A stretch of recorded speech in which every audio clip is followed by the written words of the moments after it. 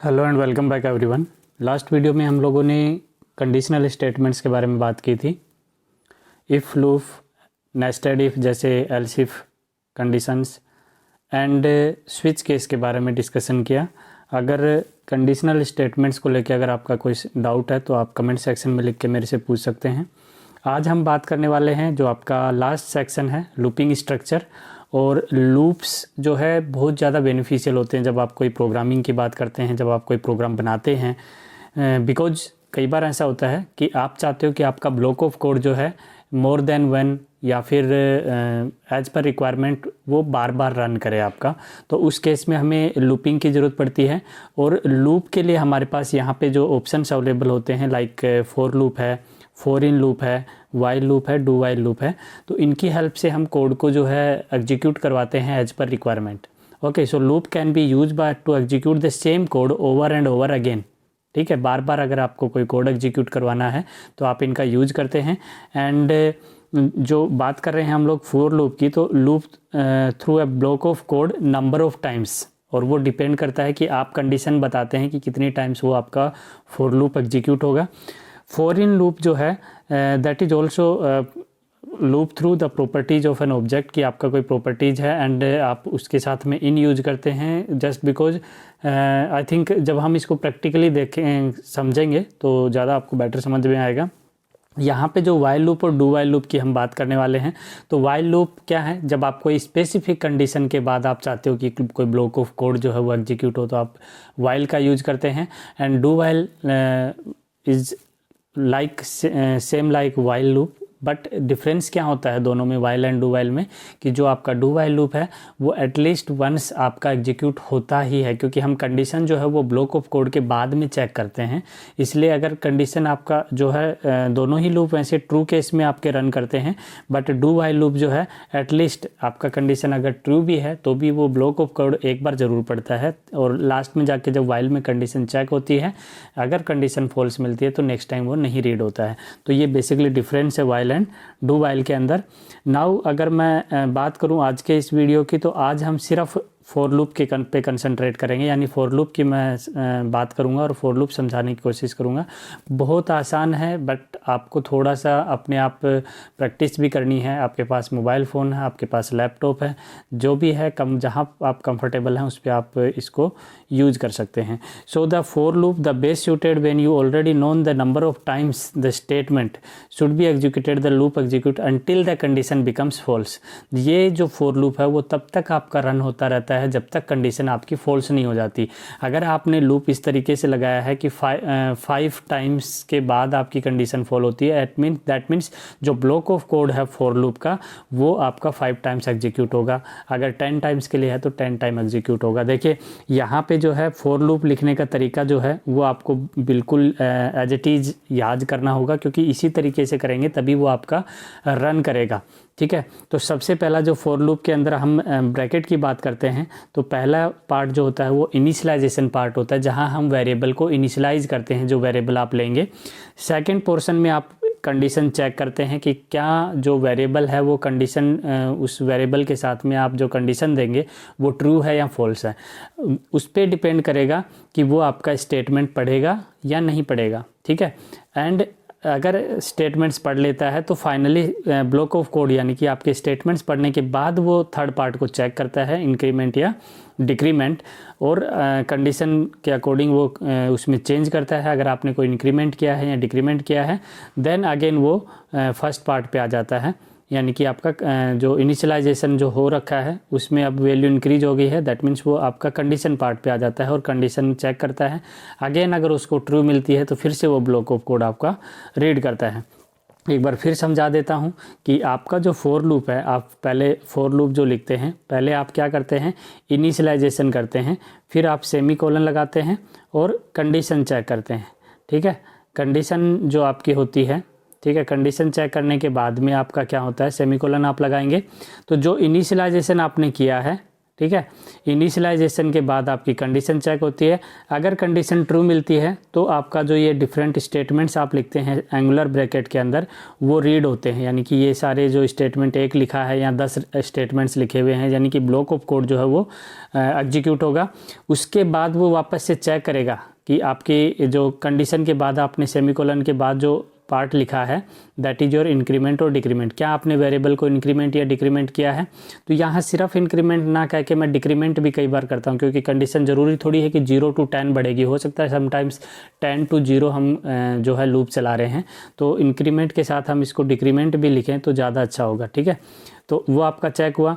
अगर वो इंक्रीमेंट या डिक्रीमेंट जो आपने किया है उसके बाद फिर से कंडीशन चेक हुई, कंडीशन ट्रू मिली, फिर ये एग्जीक्यूट होगा, फिर से वापस कंडीशन चेक होगी और ये लूप जो है वो चलता रहेगा।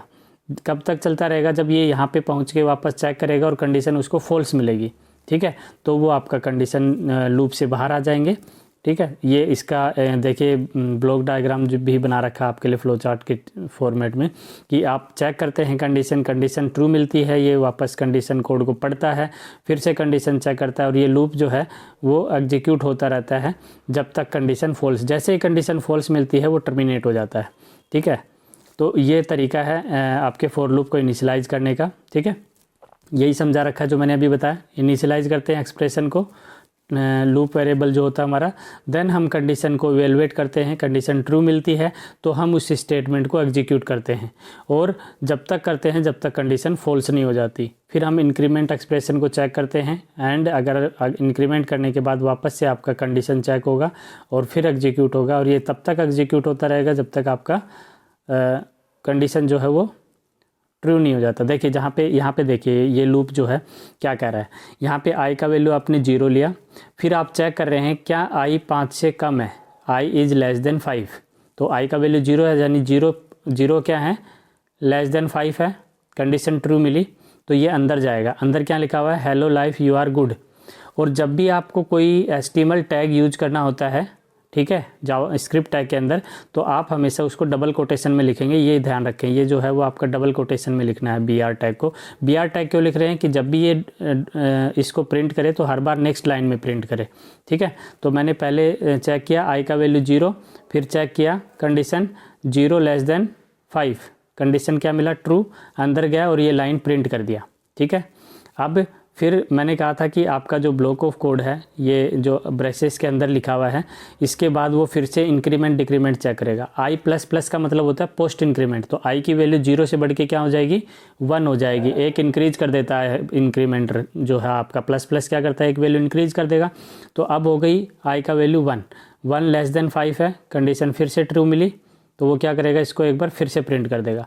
फिर i का वैल्यू बढ़ गया, 2 हो गया, 2 लेस देन 5, कंडीशन ट्रू मिला, फिर से प्रिंट कर देगा। 3 लेस देन 5, कंडीशन ट्रू मिला, फिर से प्रिंट कर देगा। 4 लेस देन 5, कंडीशन ट्रू मिला, फिर से प्रिंट कर देगा। और फिर आएगा 5 लेस देन 5, कंडीशन क्या हो गई, फॉल्स, क्योंकि 5 इक्वल है 5 के, लेस नहीं है, ठीक है। तो यहाँ पे कितनी बार कंडीशन ट्रू मिली, 5 टाइम्स कंडीशन ट्रू मिली है, तो 5 टाइम कंडीशन ट्रू मिली तो ये इस लाइन को कितनी बार प्रिंट करेगा, 5 टाइम्स प्रिंट करेगा। देखिए आउटपुट इसका मैं आपको दिखा देता हूँ, जो आउटपुट इसका आएगा वो क्या आएगा, hello life you are so good, ठीक है। 5 बार ये लाइन हमारी प्रिंट की है, क्योंकि हमारा कोड जो है वो कितनी बार ट्रू मिला है हमें, कंडीशन 5 टाइम्स, ठीक है। जो मैं अभी बता रहा था वही चीज़ यहाँ पे समझा रखी है, मैं इसको थोड़ा सा आपको एक्सप्लेन कर देता हूँ। देखिए सॉरी, रन करवा के दिखा देता हूँ, एग्जीक्यूट करवा के दिखा देते हैं ताकि आपका कोई डाउट ना रहे। और अगर आप मोबाइल पे कर रहे हैं तो डोंट वरी, आपके पास ये ऑप्शन है कि आप मोबाइल पे एनराइटर जो है वो इंस्टॉल कर लें और उसमें इसको पेस्ट कर लें। इस कोड को हम यहाँ पे पेस्ट कर लेते हैं, ये आपका कोड है। अब मैं इसको सेव कर लेता हूँ, फाइल को हम यहाँ पे सेव कर लेते हैं। ये आपका बोर्ड जो है नज़र आ रहा है आपको,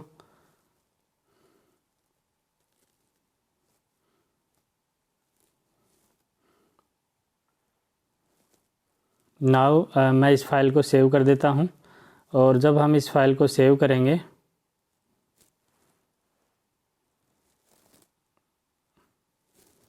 मैं इसको एक डिफरेंट नाम दे देता हूँ। थोड़ा सा जो है ये आपका जो बोर्ड है इसको नाम दे देते हैं हम लोग 4JS और मैं इसको यहाँ पे सेव कर देता हूँ।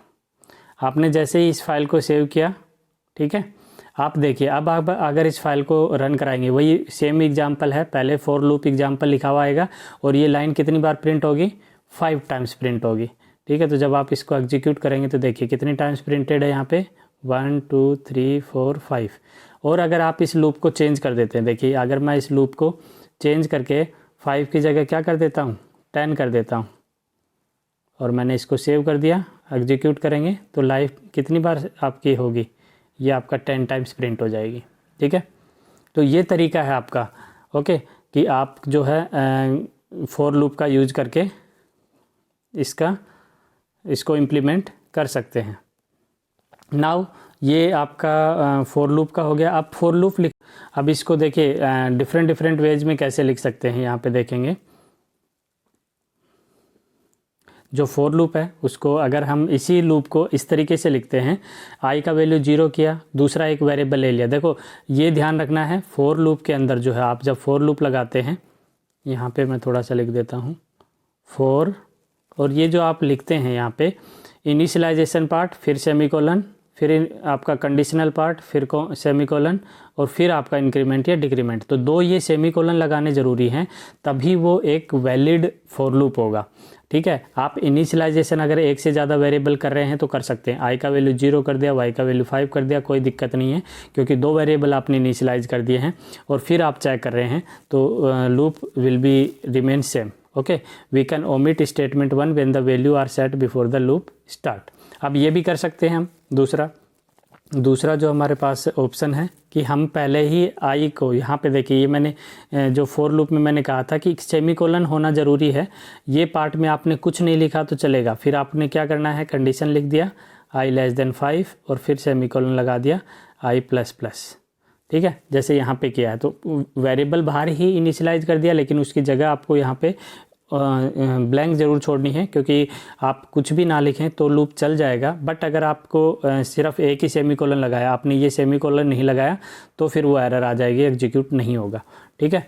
तो यहाँ पे भी आपका वो है 5 टाइम्स ही आपका चलेगा। Statement 3 can be use for negative increment, मैंने कहा था डिक्रीमेंट के लिए इंक्रीमेंट की जगह हम डिक्रीमेंट का भी यूज कर सकते हैं, आई माइनस माइनस का भी यूज कर सकते हैं, जैसे यहाँ पे किया है आई माइनस माइनस। तो ऐसा भी हम कर सकते हैं कि वैल्यू हमने क्या कर दी 5 कर दी, फिर हम 0 से बड़ा पूछ रहे हैं तो पहले 5 फिर वैल्यू 4 होगी, फिर 3 फिर 2 फिर 1 और ये चेक क्या करेगा ग्रेटर देन 0 वैल्यू है, ठीक है, क्योंकि हम क्या कर रहे हैं वैल्यू को डिक्रीज कर रहे हैं, आई माइनस माइनस क्या करता है डिक्रीमेंट करता है।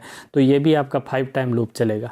तो ये बोथ आर सेम कि हमने जो पहले किया 0 to 5 या 5 to 0 रन करवाएं, उससे कोई फ़र्क नहीं पड़ता है। दूसरा जैसे मैंने कहा कि फॉर लूप में आपने सिर्फ कंडीशन लिखी है और इनिशियलाइजेशन और इंक्रीमेंट, इनिशियलाइजेशन बाहर कर दिया है, इंक्रीमेंट आपने अंदर जो स्टेटमेंट है ब्लॉक ऑफ कोड है वहाँ पे आप कर रहे हैं, तो भी वो आपका loop will B remains same, इससे कोई डिफरेंस नहीं पड़ता। तो ये सेम लूप को हम इन डिफरेंट वेज में लिख सकते हैं। बट अगर आप इसके अलावा अगर जैसे आपको ये सेमीकोलन नहीं लगाते हैं या ये पार्ट आप नहीं लिखते हैं तो फिर वो एरर आ जाती है। होप कि फॉर लूप आपको समझ आया होगा। सो आप इस पे एक बार प्रैक्टिकली वर्क करके देखिए। अगर आपको कोई डाउट आता है तो कमेंट सेक्शन में लिख के पूछ सकते हैं। कल हम बात करने वाले हैं फॉर इन लूप के बारे में। So till then keep watching, keep learning, thank you.